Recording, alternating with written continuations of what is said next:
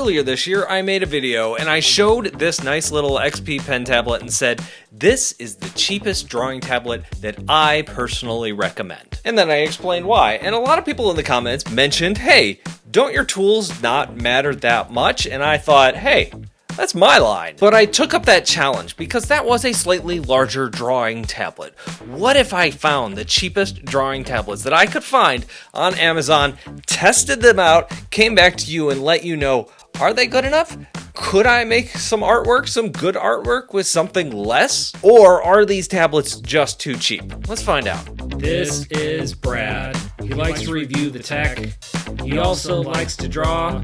And this here is his theme song. The cringy theme songs will continue until every last one of you has hit subscribe. So what tablets do I have here? I have 4. The cheapest is the Huion 420X. Why does everybody laugh when I say that name? It was only $20. I have the XP Pen Star G640. It was $30. I have the Huion Inspiroy H640p. This was $30 when I got it. Lastly, I did want to add at least one Wacom tablet to this list, even though it was a little bit more expensive. This was $40, and this is the smallest Wacom Intuos tablet. I'm going to link these all down below in the description. Sometimes they go on sale. It is definitely worth checking those out and making sure you're getting a good price before you actually buy. Now, these are all little drawing tablets. There aren't a lot of bells and whistles here, but what you get in the box is pretty similar from tablet to tablet. Usually it's just the tablet. They all come with their own pen that you could draw with on the tablet. And then, of course, there's some like extra nibs. There's a USB cable so you could connect this to your computer. You might need an adapter if you don't have the right kind of USB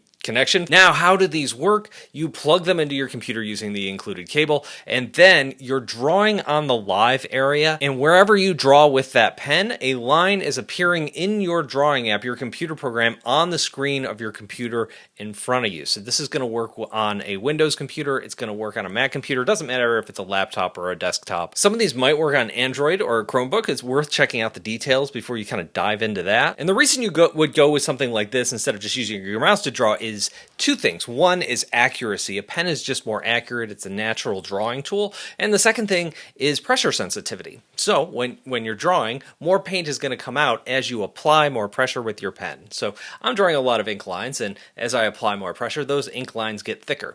Sometimes if you're using an airbrush or something like that, as you apply more pressure, that's going to have more paint come out of your airbrush. You're going to get a darker color. I'm using 2 programs that you're going to be seeing throughout this video. One is Photoshop and the other one is Krita. Photoshop costs an arm and a leg. Krita is free. So if you're brand new to digital drawing, I would definitely check out Krita first. When you are learning to draw with one of these tablets, there is a learning curve. It takes some time. Now, some of these tablets, you'll see on the box, it says, this works with OSU. Actually, all of these tablets would work with the game OSU. It's a game that's designed to be used specifically with a pen tablet kind of like this. And when you're getting used to drawing on a tablet like this, that isn't a bad way to learn some skills. Oh, before we jump in, quick shout out to today's sponsor, me. My Learn to Draw in 60 Days course is designed for beginners. Every day a new lesson and some homework so you can learn to draw and the fundamentals so you can tackle harder tutorials and courses later on. Learn more over at my website, bradsartschool.com. All right, all that out of the way, let's start with the first one. This is the Huion 420X. Don't giggle. Now, the first thing you'll notice as I pull this out of the box, this thing is super small. It's super tiny. It's not a terrible pen though. This pen actually works pretty well in terms of controlling pressure and not getting too wobbly of lines and that sort of thing. I think it does really well. I think the thing that holds this back the most is really the small drawing area that we have here. This is 4.17 inches by 2.6 inches. It's almost half the size of some of the other tablets we're going to be looking at today, and that makes a huge difference when you're drawing. As I was drawing with this, one thing that I noticed a lot is that my lines were just really hard to control because I'm drawing in such a small space and I'm spreading that over the entirety of my laptop screen. That means every single move that my fingers make, no matter how subtle, was registered by the pen. And I thought because of the small area, the pen was almost too sensitive and my lines got really shaky. It picked up a lot of the handshake that you might naturally have when you're drawing. And that is why I like some of the larger drawing tablets and why I recommended the largest drawing tablet is because the larger your drawing area, the less of your handshake is going to be picked up when you're drawing. The settings here are pretty limited. There's no shortcut keys or anything like that. I have used this tablet before, so I was not surprised at all by these results. I knew that this was going to happen. I just thought, hey, I'm going to throw this into the mix just to kind of give you guys an idea of what happens if you go way, way too small. So this one I'm going to say is a not recommend, even though it is so dirt cheap. The next one I want to take a look at, though, is the XP Pen Star G60. This was definitely a jump up, and the reason why it's so much better is because that drawing area is just a little bit bigger. It is 6 inches by 4 inches, and that doesn't sound like a whole lot bigger, but boy does it make a difference. Now immediately when I was drawing with this, I could see that my lines just had so much more control. It wasn't picking up every little like nuance of my hand, and it just felt more like drawing to me. I also thought the pressure control on this was pretty good. So overall, I thought it was an okay drawing experience. I didn't think it was great. It wasn't my favorite of this group, but it was definitely a pretty good thing. It was actually just such a big step up from the last one that I was relieved to be drawing with it. Also, if you are a heavy drawer, this one comes with like a bajillion nibs inside the box. You might be wondering, if you're new to these sort of things, what is a nib? Well, it's a little plastic piece that goes at the front of the pen, and it's made of plastic, so when you're drawing with it, it will wear out over time. And oftentimes for me, it takes months and months and months to wear out a nib. If you're a heavy drawer, it may take weeks to wear out a nib. And then it's just really easy to just like pull that nib out, put a new one in, and you got a fresh drawing experience. A lot of these drawing tablets only come with like 4 or 5 extra nibs, and over time, like after a few years, you might want to buy some new ones. This one, I don't think you'll ever need that because there's so many included here in the box. It's also a nice small square shape. It is tiny, skinny. It gets thicker along the top. That's probably so the USB port and stuff like that can go in there. But it also makes it super mobile. So if you wanted to take it with you, slide it in your laptop bag, just remember to bring the USB cord with you, and you should be good to go. There was only one problem I found with this XP pen, is that for whatever reason, pressure sensitivity wasn't working in Photoshop. That's why I'm drawing in Krita for this example and drawing in Photoshop for the other examples. I tried to troubleshoot it a little bit. I didn't quite figure out why it was doing that or whatever, but pressure sensitivity seemed to be working in every other program, so I don't know what's happening. So this one, I'm coming closer to recommending, and if I hadn't used the next one, I might actually have recommended the XP Pen, but my absolute favorite here is this next one. This is the Huion Inspiroy H640P. Now, pulling it out of the box, you can immediately see that we have some shortcut keys along the left-hand side. Now, when you get into drawing tablets, shortcut keys can be really handy. You install the software to get this up and running, and then inside that software, you can go in there and say, I want each key to do something different. So I might set one key to undo. I might set another key to turn on my brush, and another one my eraser. So if I want to toggle between those two things, I could do that.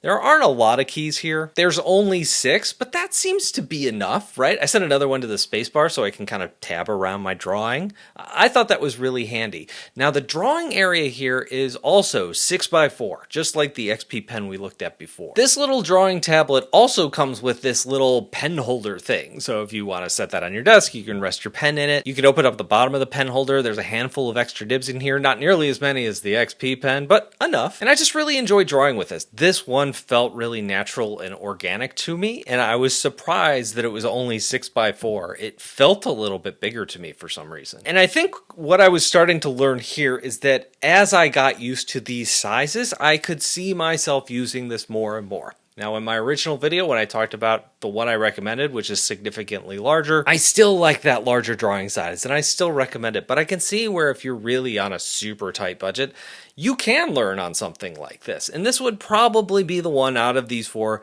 that I would recommend. Nice shortcut keys, nice pen. In fact, this is the same exact pen as we saw on the Huion 420X. Why is everybody laughing? The pens are literally interchangeable, but you have so much more control using the same exact pen, just in a slightly larger area. So yeah, this one is my recommend, but we still have to get to the Wacom. So that is what we have here, the Wacom Intuos Small. This is the smallest tablet that Wacom currently makes. The active surface area is 6 inches by 3.7 inches, so it is a touch smaller than some of the other two, but just a tiny bit smaller. And overall, I found drawing on that surface area to be pretty good. There's also 4 shortcut keys along the top. Those work just like the Huion. After you set up the software here, you can go into the settings and you can set those up to do whatever you want. And what really set this device apart from the other devices was how scratchy the surface was. This was super scratchy, and I kind of liked that. I like the super scratchiness. When something is rougher, that texture is rougher, there's 2 things that are going to happen. One,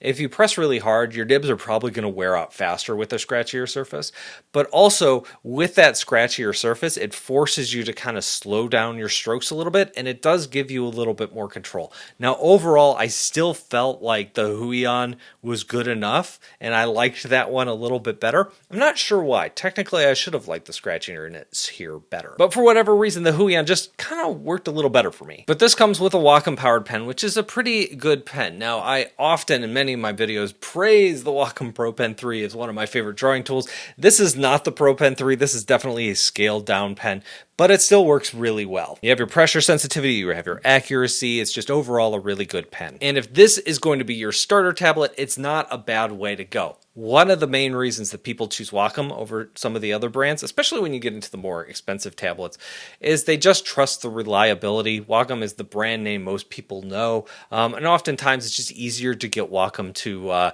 have a warranty with it and actually like carry through on that warranty than it might be with some other companies that aren't necessarily based here in the US. I mean, technically Wacom's a Japanese company, but they do have US offices. So in conclusion, I think that Huion 640, H640 is the way to go. In fact, that was my favorite of the batch, although the Wacom held its own and the XP Pen wasn't too bad either. What it really comes down to is how much time and energy and practice you want to put into drawing and getting used to that. And I think the larger your drawing area, the easier it's going to be. Now, they make some of these tablets really big, really large. That also like grows the price. I think once you get to a certain size, at least for me, you don't get the benefits by going bigger. But when you're dealing with really small, you can feel really constricted when you go smaller. If you're working on a laptop like a 15, 16-inch laptop or smaller, something like this is probably going to work better. When you go to a computer, if you have a 20, 24-inch monitor or something like that, one of these might not work quite as well because you're taking that small surface area and spreading it over an even larger screen. But I think what's important is just how much time you're willing to dedicate to getting used to this. And if you're just beginning, it's not a bad way to go. But what do you think? Let me know down below in the comments. Thank you for watching, and I'll talk to you in a couple of days.